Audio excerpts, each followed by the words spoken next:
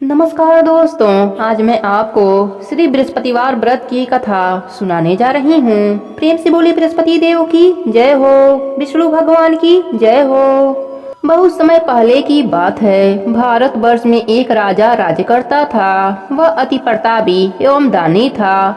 वह प्रतिदिन मंदिर में भगवत दर्शन करने जाता था और गुरु और ब्राह्मण की सेवा भी करता था। उसके द्वार से कोई भी याचक निराश नहीं लौटते। वह प्रत्येक गुरुवार का व्रत रखता, पूजन करता, हर दिन गरीबों की मदद करता। परंतु यह सब बातें उसकी रानी को पसंद नहीं थी। वह न व्रत करती, न किसी को एक पैसा दान के रूप में देती। वह राजा को भी ऐसा करने से रोकती थी। यह उस दिन की बात है जब राजा शिकार खेलने वन को चले गए थे। महल में सिर्फ रानी और दासी थीं। उस समय गुरु बृहस्पति साधु का रूप धारण कर राजा के दरवाजे पर भिक्षा मांगने आए।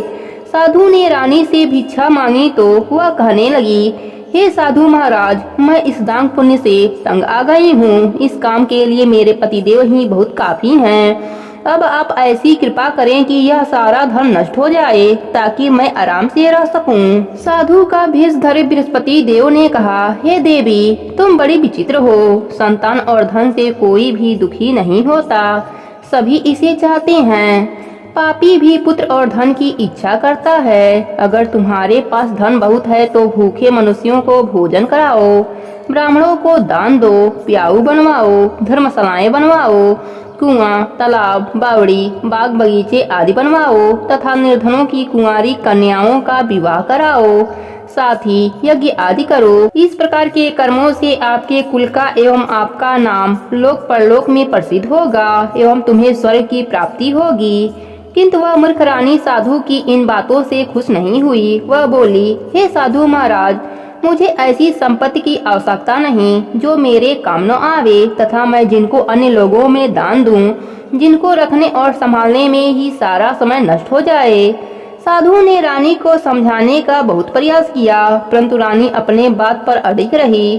तब साधु ने कहा, हे देवी, यदि तुम्हारी ऐसी इच्छा है तो जैसा मैं तुम्हें बताता हूँ तुम वैसा ही करना। बृहस्पतिवार के दिन गोबर से घर को लीपना, अपने केसों को पीली मिट्टी से धोना, केसों को धोते समय स्नान करना, राजा से कहना कि वह भी हजामत बनवाए, भोजन में मांस मदिरा खाना, कपड़े धोबी के यहाँ धुलने को देना। इस तरह 7 बृहस्पतिवार निरंतर करने से तुम्हारा सब धन नष्ट हो जाएगा। ऐसा कहकर साधु रूपी बृहस्पति अंतर ध्यान हो गए। रानी ने साधु के कहे अनुसार ही 7 बृहस्पतिवार वैसा ही करने का विचार किया। साधु के बताए अनुसार करते हुए उसे केवल 3 बृहस्पतिवार ही बीते थे कि उसकी समस्त धन संपत्ति नष्ट हो गई। भोजन के लिए परिवार तरसने लगा तथा सांसारिक भोगों से दुखी रहने लगा। इस प्रकार के अभावग्रस्त जीवन से तंग आकर एक बार राजा रानी से कहने लगा, हे रानी, तुम यहाँ पर रहो, मैं दूसरे देश को जाता हूँ, क्योंकि यहाँ पर मुझे सभी मनुष्य जानते हैं, इसलिए मैं यहाँ कोई कार्य नहीं कर सकता। देश चोरी परदेश भीख के समान है। ऐसा कहकर राजा परदेश को चला गया। वहाँ जंगल से लकड़ी काट कर लाता और उन्हें शहर में बेचकर अपने दुखी जीवन को जीता। राजा के जाने के पश्चात इधर उसके बिना रानी और दासियां दुखी रहने लगीं। किसी दिन भोजन मिलता तो किसी दिन जल पीकर ही रहना पड़ता। एक समय रानी और दासियों को 7 दिन बिना भोजन के व्यतीत हो गए। तो रानी अपने दासी से बोली, हे दासी, यहाँ पास ही के नगर में मेरी बहन रहती है जो बहुत धनवान है। तू उसके पास जा और वहाँ से 5 सेर बेझर मांग कर ला, जिससे कुछ समय के लिए गुजर बसर हो जाएगा। दासी उसकी बहन के पास गई। बृहस्पतिवार का दिन था। रानी की बहन उस समय ध्यान मग्न होकर पूजा कर रही थी। दासी ने रानी के बहन से कहा, हे रानी, मुझे आपके पास आपकी बहन ने भेजा है, मुझे 5 सेर बेझर दे दो। दासी ने अपनी बात अनेक बार कही, परंतु रानी की बहन ने कोई उत्तर नहीं दिया, क्योंकि वह उस दिन बृहस्पतिवार की कथा सुन रही थी। रानी की बहन ने जब दासी को कोई उत्तर नहीं मिला तो वह अति दुखी हुई। उसे क्रोध भी बहुत आया। लौटकर वह रानी से बोली, हे रानी, आपकी बहन बहुत धनी स्त्री हैं, परंतु वह बहुत घमंडी भी हैं। वह छोटे लोगों से बात नहीं करती। 5 सेर बेझर देने के लिए मैंने उनसे बहुत कहा, परंतु उसने कोई उत्तर नहीं दिया। इस प्रकार मुझे निराश एवं खाली हाथ लौटना पड़ा। रानी बोली, हे दासी, इसमें मेरी बहन का किसी प्रकार से कोई दोष नहीं है। जब बुरे दिन आते हैं तब कोई सहारा नहीं होता, अपने पराये हो जाते हैं। अच्छे बुरे का ज्ञान विपत्ति में होती है। जो ईश्वर की इच्छा होगी वही होगा। यह सब हमारे भाग्य का दोष है। उधर पूजा समाप्त होने के पश्चात रानी की बहन ने सोचा कि मेरी बहन की दासी आई थी, परंतु मैंने उसे कोई उत्तर नहीं दिया। इससे वह बहुत दुखी हुई होगी। कथा सुनकर तथा विष्णु भगवान का प्रसाद ग्रहण कर वह अपने बहन के घर गई तथा बोली, हे बहन, मैं बृहस्पतिवार का व्रत कर रही थी, तुम्हारी दासी आई थी, परंतु कथा समाप्त होने से पूर्व न उठते हैं न बोलते हैं, इसलिए मैं नहीं बोली। बताओ दासी किस कार से मेरे पास आई थी? रानी बोली, बहन, हमारे घर अनाज नहीं था तथा राजा प्रदेश गए हुए हैं। वैसे तुझसे कोई बात छिपी नहीं है, इसी कारण मैंने दासी को तुम्हारे पास 5 सेर बेझल लेने के लिए भेजा था। इस पर रानी की बहन बोली, हे बहन, बृहस्पति भगवान सबको मनवांछित फल देते हैं। देखो, शायद तुम्हारे घर के किसी कोने में अनाज रखा हो। यह सुनकर रानी की दासी घर के अंदर गई तो वहाँ एक गड़ा भेजर का भरा हुआ मिला। उसे बड़ा आश्चर्य हुआ, क्योंकि उसके अनुसार घर का एक एक बर्तन अन्न से खाली था। उसने बाहर आकर रानी को सारा वृतांत सुनाया। दासी अपने रानी से कहने लगी, हे रानी, देखो, वैसे भी हमको जब अन्न नहीं मिलता तो हम व्रत के समान ही रहते हैं। अगर इनसे व्रत की विधि तथा कथा पूछ ली जाए तो बृहस्पतिवार का व्रत हम भी कर लिया करेंगे। और फिर दासी के कहने पर रानी ने अपनी बहन से बृहस्पतिवार व्रत पूजन विधि एवं नियमों के बारे में विस्तार से पूछा।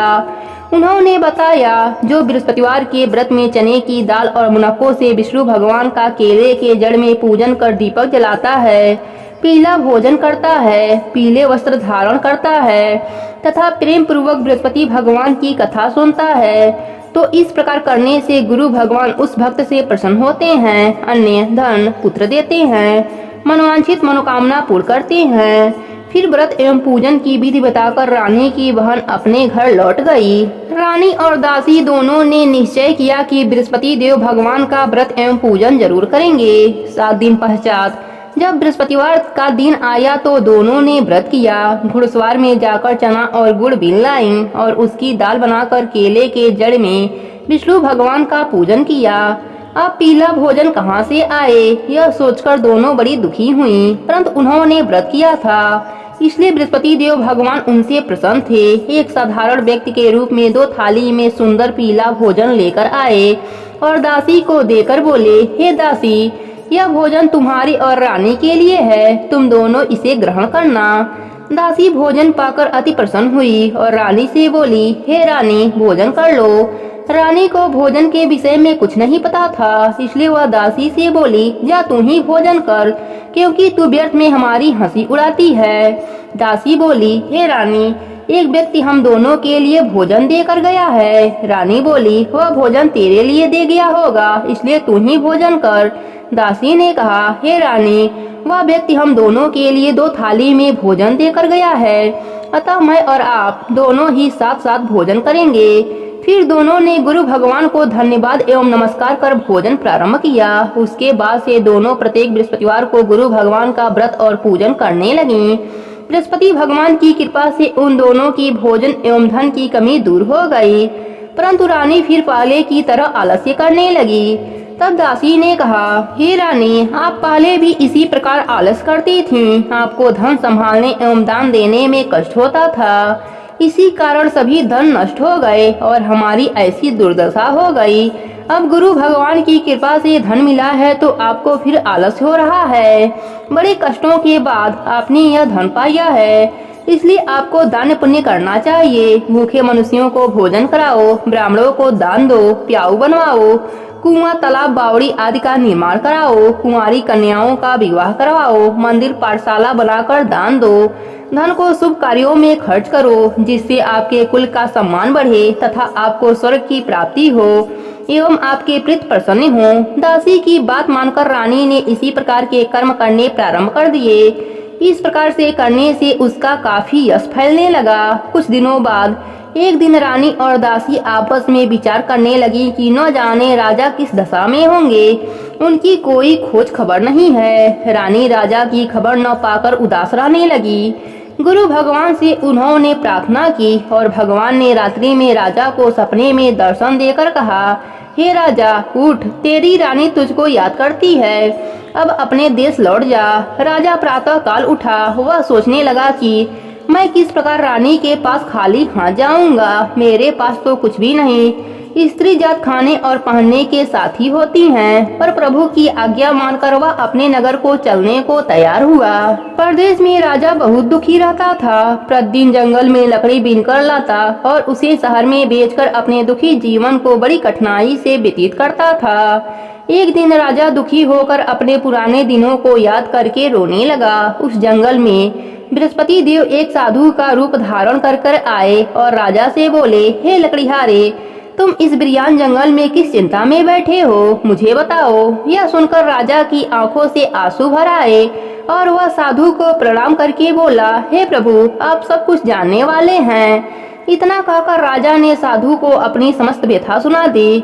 तब साधु रूप में गुरु भगवान ने राजा से बोले, हे राजन, तुम्हारी पत्नी ने बृहस्पतिवार के दिन बृहस्पति देव का अपमान किया था, जिसके कारण तुम्हारी यह दुर्दशा हुई है। अब तुम किसी प्रकार की चिंता मत करो, भगवान तुम्हें पहले से अधिक धन प्रदान करेंगे। देखो, तुम्हारी पत्नी ने बृहस्पतिवार का व्रत आरंभ कर दिया है। अब तुम भी बृहस्पतिवार का व्रत करके चने की दाल व गुड़ जल के लोटे में डालकर केले का पूजन करो, फिर कथा कहो या सुनो, भगवान तुम्हारी सभी इच्छा पूरी करेंगे। साधु के वचन सुनकर राजा बोला, हे प्रभु, मुझे लकड़ी बेचने के पश्चात इतना धन भी नहीं बचता कि भोजन करने के उपरांत कुछ भी बचा सकूं। मैंने रात्रि में अपनी रानी को व्याकुल एवं व्यथित देखा है। मेरे पास कोई साधन नहीं जिससे उसका समाचार भी जान सकूं। इसके अतिरिक्त मैं बृहस्पति देव की कथा भी नहीं जानता, जिसे कहकर या सुनकर मैं व्रत को धारण कर सकूं। साधु ने कहा, हे राजा, तुम किसी बात की चिंता मत करो। बृहस्पतिवार के दिन तुम नित्य की भांति लकड़ियां लेकर शहर में जाओ। तुम्हें रोज से दुगुना धन प्राप्त होगा, जिससे तुम भली भांति भोजन कर लोगे तथा गुड़ एवं चने का प्रसाद खरीद कर बृहस्पति देव का पूजन भी कर सकते हो। बृहस्पतिवार की व्रत की कथा इस प्रकार है। प्राचीन समय में एक बहुत ही निर्धन ब्राह्मण रहता था। उसके कोई संतान नहीं थे। ब्राह्मण नित्य पूजा पाठ करता।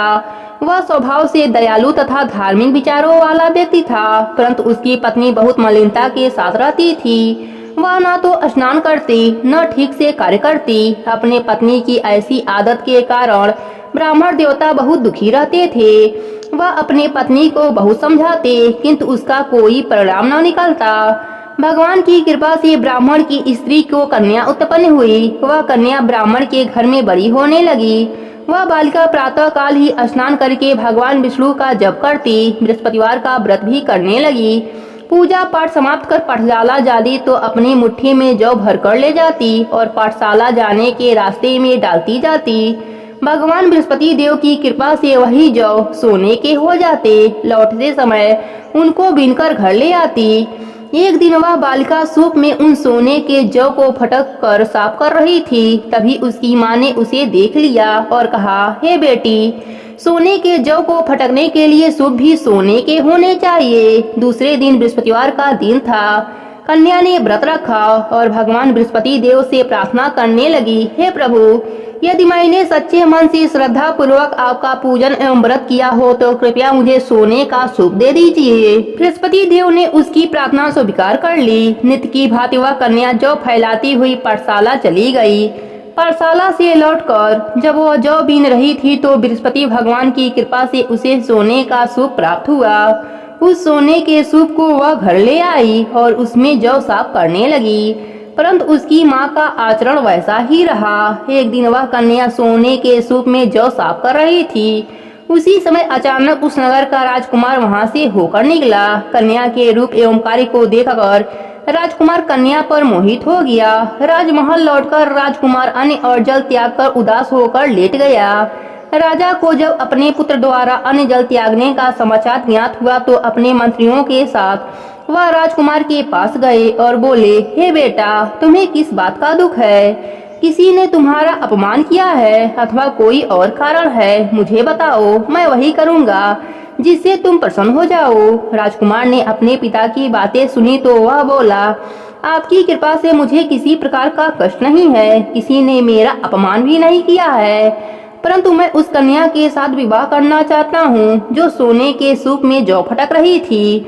यह सुनकर राजा आश्चर्य में पड़ गया और बोला, हे राजकुमार, इस तरह की कन्या का पता तुम लगाओ, मैं तुम्हारा विवाह उसके साथ अवश्य कर दूंगा। तब राजकुमार प्रसन्न होकर राजा को उस ब्राह्मण कन्या का घर का पता बताया।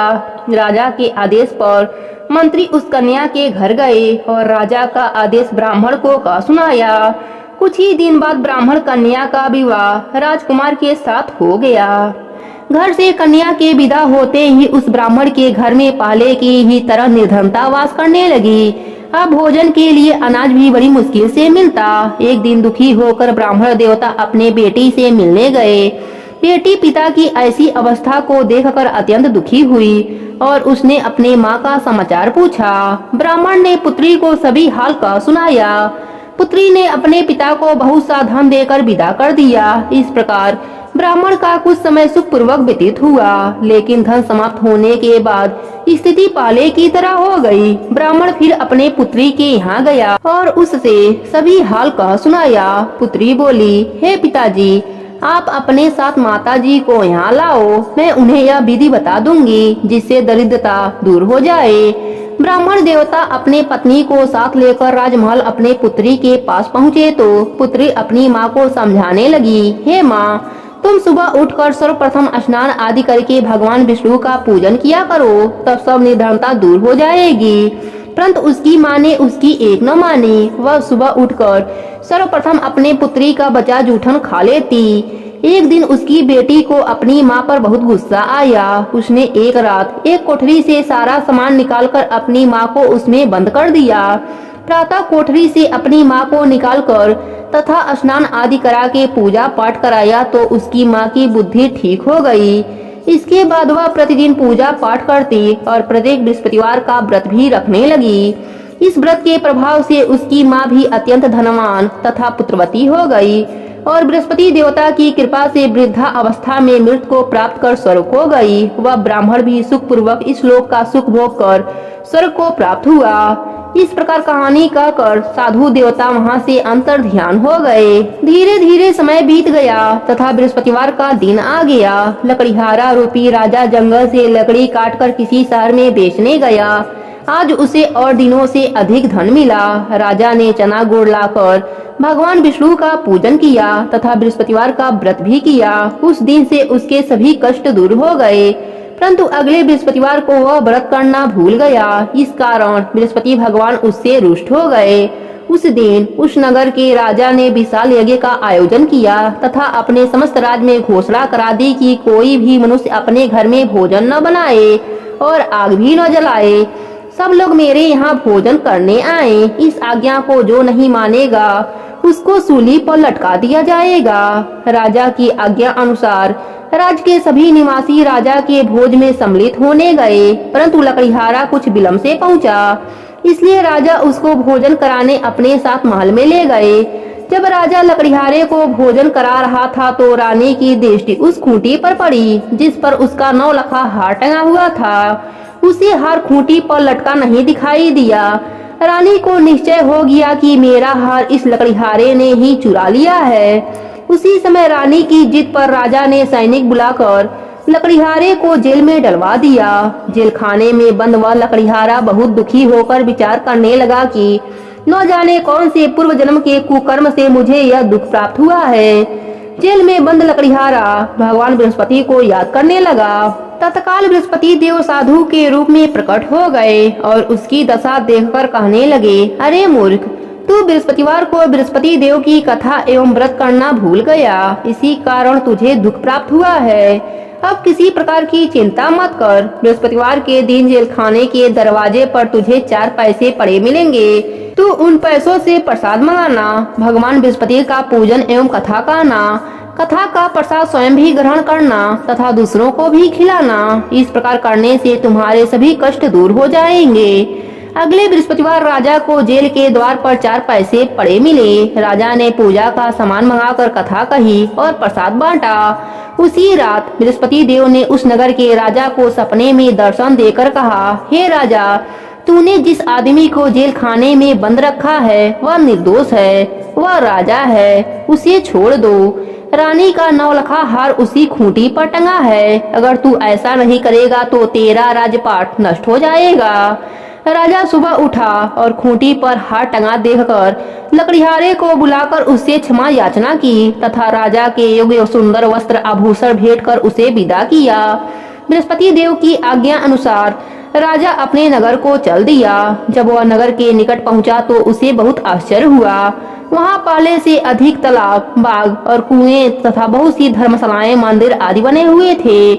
राजा ने जब नगरवासियों से पूछा कि यह बाग, तालाब, धर्मशालाएं एवं कुएं किसके द्वारा बनवाए गए हैं, तब नगर के सब लोग कहने लगे कि यह सब रानी और दासी द्वारा बनवाए गए हैं। राजा को बहुत आश्चर्य हुआ, परंतु क्रोध भी बहुत आया। तब रानी ने यह खबर सुनी तो राजा आ रहे हैं तो उसने दासी से कहा, हे दासी, देख, राजा हमें अति दीन अवस्था में छोड़ गए थे। वह हमारी ऐसी हालत देखकर कहीं द्वार पर से ही न लौट जाएं, इसलिए तू द्वार पर जाकर खड़ी हो जा। रानी की आज्ञा अनुसार दासी दरवाजे पर जाकर खड़ी हो गई। जब राजा आए तो उन्हें अपने साथ महल में लिवाई। जब राजा ने क्रोध करके अपनी तलवार निकाली तथा रानी से पूछा, बताओ, इतना धन तुम्हें किस प्रकार प्राप्त हुआ है? तब रानी ने बताया कि हमें यह सब बृहस्पति देव के व्रत के प्रभाव से प्राप्त हुआ है। अब राजा ने निश्चय किया कि 7 दिन बाद तो सभी बृहस्पति देव का पूजन करते हैं, परंतु मैं प्रतिदिन दिन में 3 बार कथा कहा करूंगा तथा नित्य व्रत किया करूंगा। अब हर समय राजा के दुपट्टे में चने की दाल बधी रहती तथा दिन में 3 बार कथा कहता। ऐसे ही एक दिन राजा ने विचार किया कि चलो अपने बहन के यहाँ हो आऊं। ऐसा निश्चय कर राजा घोड़े पर सवार होकर अपने बहन के यहाँ चल दिया। मार्ग में उसने देखा कुछ आदमी एक मुर्दे को लिए जा रहे हैं। उन्हें रोककर वह कहने लगा, अरे भाइयों, कुछ देर मेरी बृहस्पतिवार व्रत की कथा सुन लो।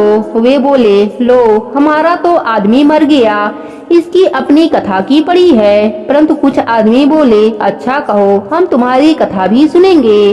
राजा ने दाल निकाली और कथा करनी शुरू कर दी। जब कथा आधी हो गई तो मुर्दा हिलने लगा। जब कथा समाप्त हुई तो राम राम कह के मुर्दा उठ बैठा। राजा आगे चला तो उसे चलते चलते शाम हो गई। आगे मार्ग में उसे एक किसान खेत में हल चलाता मिला। राजा उससे बोला, अरे भैया, तुम मेरी बृहस्पतिवार व्रत की कथा सुन लो। किसान बोला, जब तक तेरी कथा सुनूंगा तब तक 4 हरैया जोत लूंगा। जाओ भैया, अपनी कथा किसी और को सुनाना। राजा आगे चलने लगा। राजा के हटते ही किसान के बैल पछाड़ खाकर गिर गए और किसान के पेट में बहुत तेज दर्द होने लगा। उसी समय किसान की माँ रोटी लेकर आई। उसने जब यह देखा तो अपने पुत्र से सारा हाल पूछा। बेटे ने सारा हाल बता दिया। किसान की माँ दौड़ी दौड़ी घोड़े पर सवार राजा के पास गई और उनसे बोली, मैं तेरी कथा सुनूंगी, तू अपनी कथा मेरे खेत पर ही चलकर कहना। राजा ने लौटकर किसान के खेत पर जाकर कथा कही, जिसे सुनते ही बैल खड़े हो गए तथा किसान के पेट का दर्द भी समाप्त हो गया। राजा फिर अपने बहन के घर पहुंचा। बहन ने भाई की खूब आव भगत की। दूसरे दिन सुबह राजा जगा तो उसने देखा कि सब लोग भोजन कर रहे हैं। राजा ने अपने बहन से पूछा, ऐसा कोई मनुष्य है जिसने भोजन न किया हो और जो मेरी बृहस्पतिवार व्रत की कथा का श्रवण कर ले? बहन बोली, हे भैया, यह देश ऐसा ही है। यहाँ के लोग पहले भोजन करते हैं, बाद में कोई अन्य काम करते हैं। अगर पड़ोस में कोई हो तो मैं दिखाती हूँ। ऐसा कहकर बहन चली गई, परंतु उसे कोई भी ऐसा व्यक्ति नहीं मिला जिसने भोजन न किया हो। वह एक कुम्हार के घर गई जिसका लड़का बीमार था। उसे यह भी पता चला कि उसके यहाँ 3 दिन से किसी ने भोजन नहीं किया है। राजा की बहन ने अपने भाई की कथा सुनने के लिए कुम्हार से आग्रह किया तो वह तैयार हो गया। राजा ने जाकर बृहस्पतिवार व्रत की कथा कही, जिसको सुनकर कुम्हार का लड़का ठीक हो गया। अब तो राजा की हर ओर प्रशंसा होने लगी। कुछ दिन बाद एक दिन राजा ने अपने बहन से कहा, हे बहन, मैं अपने घर जाऊंगा, तुम भी तैयार हो जाओ। राजा की बहन ने अपने सास से अपने भाई के साथ जाने की आज्ञा मांगी तो सास बोली, चली जा, परंतु अपने लड़कों को यहीं छोड़ जाना, क्योंकि तेरे भाई के कोई संतान नहीं है। बहन ने भाई से कहा, हे भैया, मैं तो चलूंगी, परंतु कोई बालक नहीं जाएंगे। राजा ने कहा, जब कोई बालक साथ नहीं चलेगा तब तुम क्या करोगी? दुखी मन से राजा अपने नगर को लौट आया। राजा अपने रानी से बोला, हम निर्वंशी हैं, हमारा मुंह देखना भी धर्म नहीं है। वह उदास होकर बिना भोजन किए सैया पर लेट गया। रानी बोली, हे प्रभु, भगवान बृहस्पति देव ने हमें सब कुछ दिया है, वे हमें संतान भी अवश्य देंगे। उसी रात बृहस्पति देव ने राजा को सपने में दर्शन देकर कहा, हे राजा, उठ, सभी सोच त्याग दे, तेरी रानी गर्भवती है। राजा को यह जानकर अति प्रशंसा हुई। 9वें महीने रानी के गर्भ से एक सुंदर पुत्र उत्पन्न हुआ। तब राजा बोला, हे रानी, स्त्री बिना भोजन के रह सकती है, परंतु बिना कहे नहीं रह सकती। जब मेरी बहन आवे तो तुम उससे कुछ मत कहना। रानी ने हाँ कह दिया। और जब राजा की बहन ने यह समाचार सुना तो वह अति प्रसन्न हुई तथा बधाई लेकर अपने भाई के यहाँ आई। तभी रानी ने कहा, घोड़ा चढ़कर नहीं आई, गधा चढ़कर आई। राजा की बहन बोली, भाई, मैं इस प्रकार न कहती तो तुम्हें औलाद कैसे मिलती? भगवान बृहस्पति देव ऐसे ही हैं, जैसे जिसके मन में कामनाएं हैं सभी को पूर्ण कर मनवांछित फल देते हैं। जो श्रद्धा पूर्वक बृहस्पतिवार का व्रत करता एवं कथा पढ़ता या सुनता है और दूसरों को सुनाता है, बृहस्पति देव उसकी सभी मनोकामनाएं पूर्ण करते हैं। बृहस्पति देव उनकी सदैव रक्षा करते हैं। जैसे रानी और राजा ने बृहस्पति देव की कथा का गुणगान किया, उनकी सभी इच्छाएं बृहस्पति देव ने पूरी की। इसलिए सबको कथा कहने अथवा सुनने के बाद बृहस्पति भगवान का प्रसाद ग्रहण करना चाहिए तथा सच्चे मन से एवं सच्चे भावना से भगवान बृहस्पति का मनन करते हुए उनकी सदा जय जयकार करनी चाहिए। प्रेम से बोले बृहस्पति देव की जय हो, विष्णु भगवान की जय हो।